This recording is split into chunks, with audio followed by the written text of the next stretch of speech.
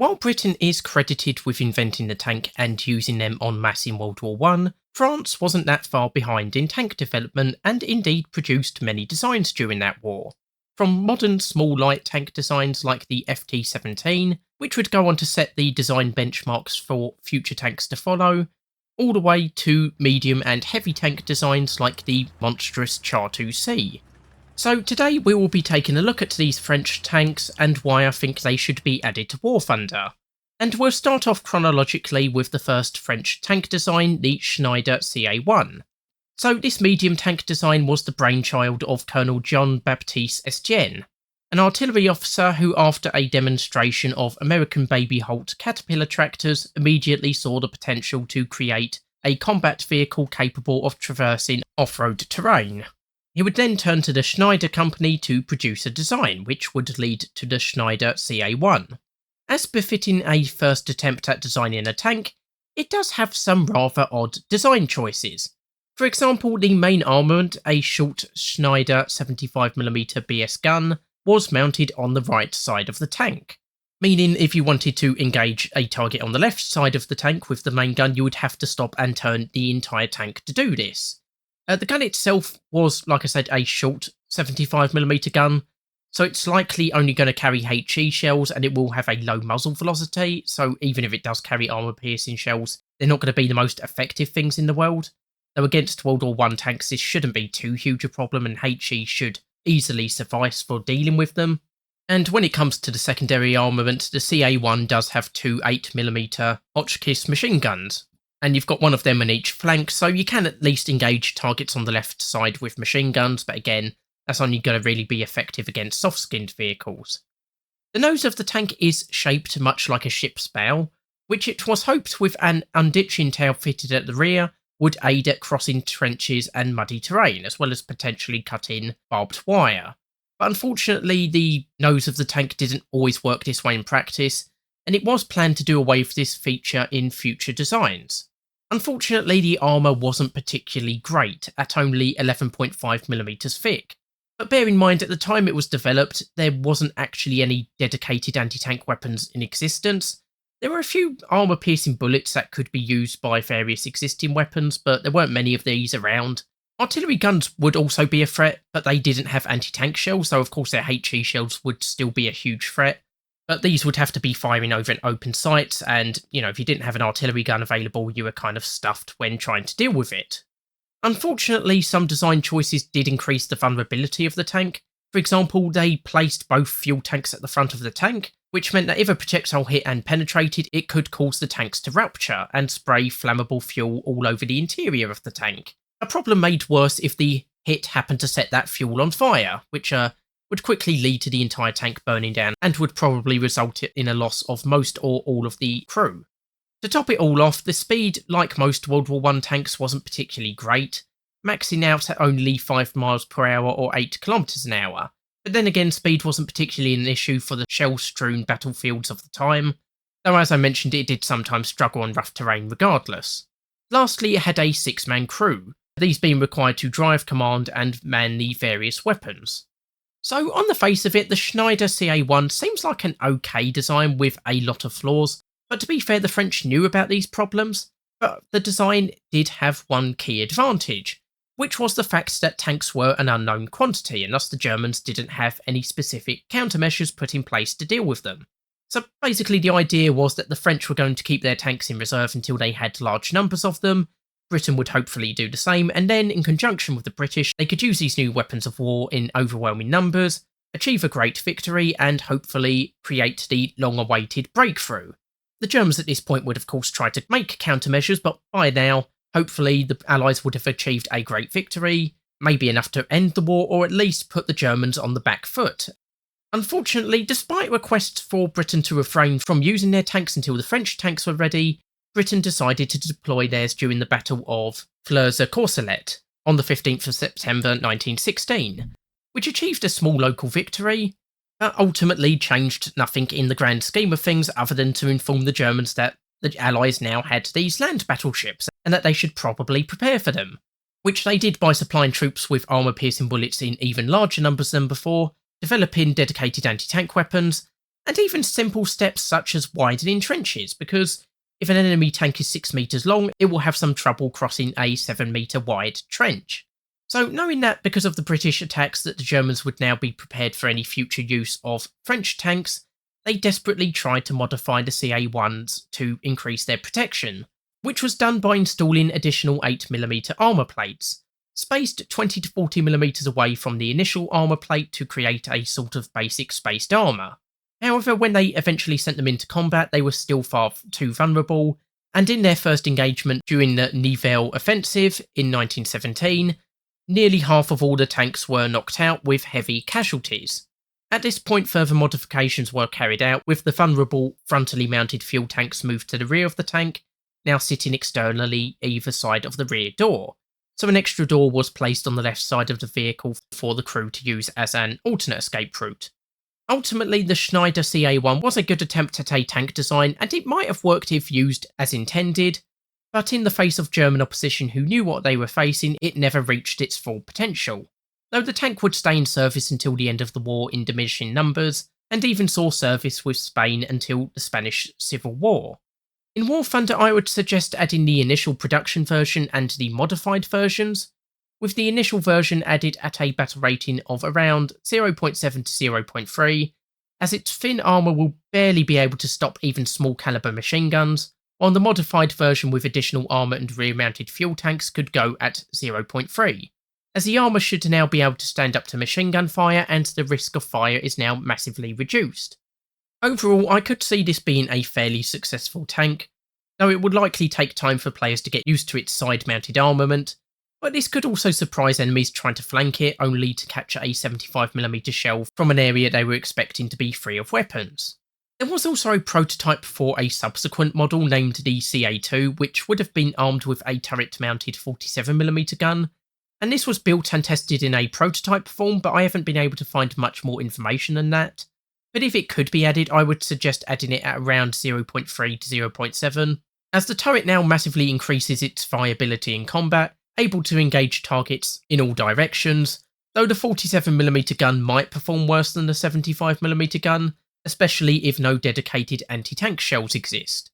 So the Schneider CA-1 hadn't been the groundbreaking success France had hoped for, but luckily for the French army there was a second design in the works. Unfortunately, this design was still plagued with many issues, a noticeable one being that the hull is far longer than the tracks, leading to the nose getting stuck on obstacles or when crossing trenches to an even worse degree than the CA-1.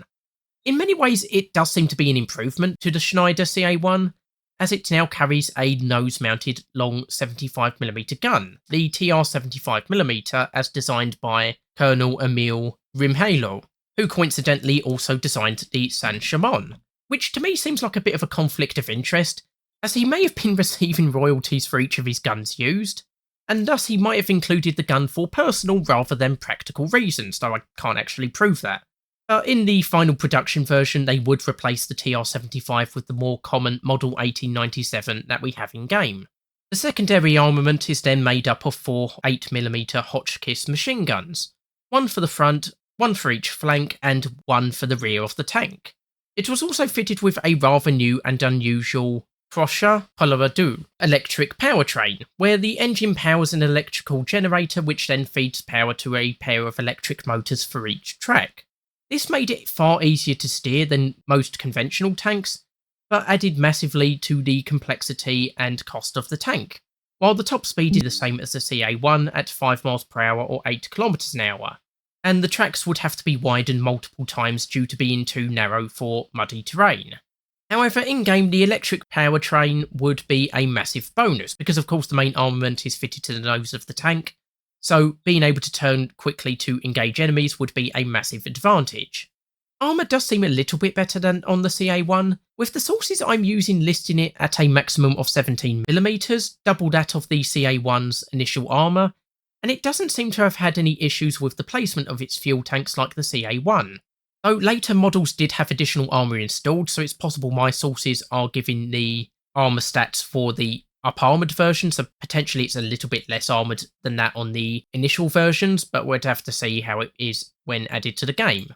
The initial versions also had a flat roof, but it was found that this would make it far easier for enemy troops to drop grenades on them, which could cause spalling when they exploded. So later models had peaked roofs to prevent this, as well as removing the cupolas, which might cause an additional issue because it does seem like the loader now has to spot targets through a small opening in the armour, which of course would be a massive weak spot for high explosive shells, and would explain why the final production version reintroduced a rectangular cupola. Lastly, the Saint-Chamond has a 8-man crew, 2 more than the CA1, which again should make it a little bit harder to knock out compared to the CA1, as well as being able to absorb losses a bit easier. So ultimately there were 3 versions of the Saint-Chamond in service. The initial version with a 75mm TR gun, a flat roof and narrow 324mm tracks, then an intermediate version which introduced a pitched roof, 412mm wide tracks and got rid of the cupolas,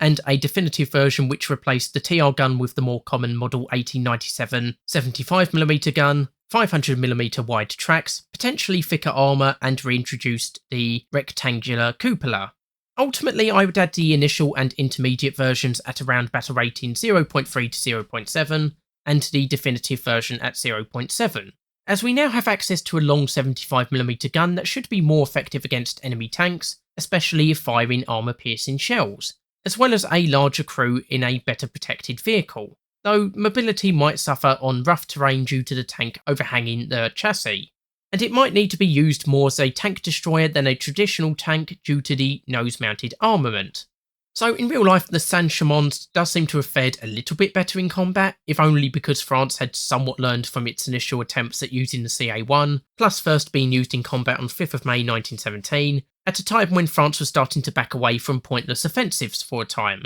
Both the Schneider CA1 and Saint-Chamond would see service until the end of the war, though in reducing numbers after March 1918 as production was halted, and they were worn down by attrition, as well as being replaced by more effective designs. So for the first 2 medium tanks we've looked at, they haven't been the best designs, although not the worst either, but thankfully we now come to probably the best tank design of World War I, the Renault FT-17. Like with the CA1, the idea for this tank was spurned by Estienne, who saw the need for a lighter tank that would be easier to produce, more mobile, and could be used, as Estienne puts it, in a bee swarm, overwhelming German positions with sheer weight of numbers. Also, like with the CA1, Estienne seems to have circumnavigated usual procurement methods by pitching the idea to Louis Renault, getting a prototype built and then going to General Joffre, the Commander-in-Chief of the French Army, to support his request for production. This still took a long time and there were numerous political wranglings that caused delays, but eventually the FT-17 would go into production with a total of 3,177 completed during the war, and around 4,400 when production finally halted. Straight away, the FT-17 is much better than the previous tanks, as while it now has a smaller 37mm gun, it is in a rotating turret, making it much easier to engage enemies. Unfortunately, the 37mm gun has very low penetration. Indeed, the tanks in game that use this gun have to have access to an APCR round that they wouldn't have had access to in World War I, though standard solid shot ammunition might still suffice against the thinner armour of contemporary World War I tanks, as well as having access to small HE rounds.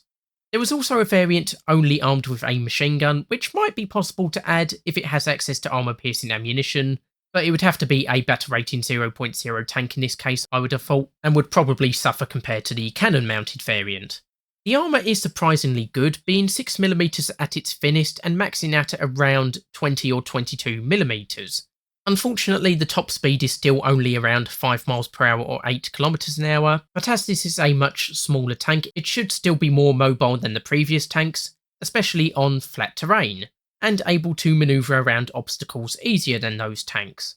Of course, the crew is a bit of a downside here, as there are only a driver and gunner, meaning only one needs to be knocked out to lose the tank, while any injuries will severely reduce the crew member's ability to operate effectively, which was a problem that many later tanks would suffer in the early World War II period.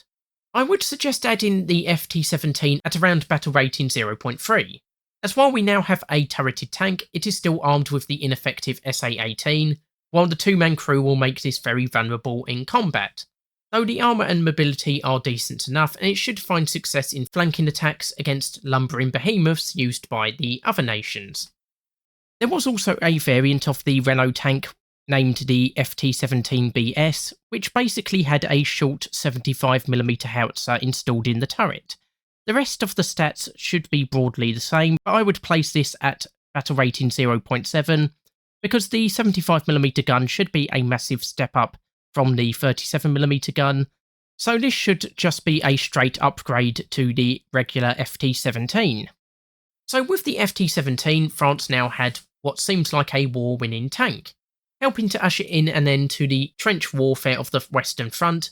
and setting the standard for all future tanks. However, there was still a desire for heavier tanks to be introduced, heavier than the CA-1 and Saint-Chamond, and the design chosen by France to be its new heavy tank was the 69-ton Char II-C, which wouldn't be exceeded in weight until the Tiger II of World War II, and would have been an absolute monstrosity if it had been finished in time for combat in World War I. However, there was a smaller but more practical rival design to the Char II-C, this being the FCM-1A, and visually it looks like it could have been a World War II design in many respects. Weighing in at 40 tons, this is still a pretty big tank, but nearly half the weight of the Char II-C, though its top speed of 6.2 miles per hour or 10 kilometers an hour is still slower than the Char II-C, though it still has a better horsepower-ton ratio than the previous French tanks. The main armament is a 105mm howitzer in a turret, no doubt able to one-shot practically any tank from the World War I era, and even into the early World War II era. It also carried two 8mm Hotchkiss machine guns, one to the right of the main armament and one in a bow position. The armour was also pretty good, maxing out at 35mm, far thicker than the armour of the previous French tanks and immune to most weapons of the day, especially at longer ranges, with the side and rear armour coming in at 21mm, which was still better than the earlier design's frontal armour. Lastly, it initially had a crew of 7, but this was later reduced to 6, as originally there were 2 crew to move shells from the hull to the turret, but it was found that 1 crew member was sufficient to do this job.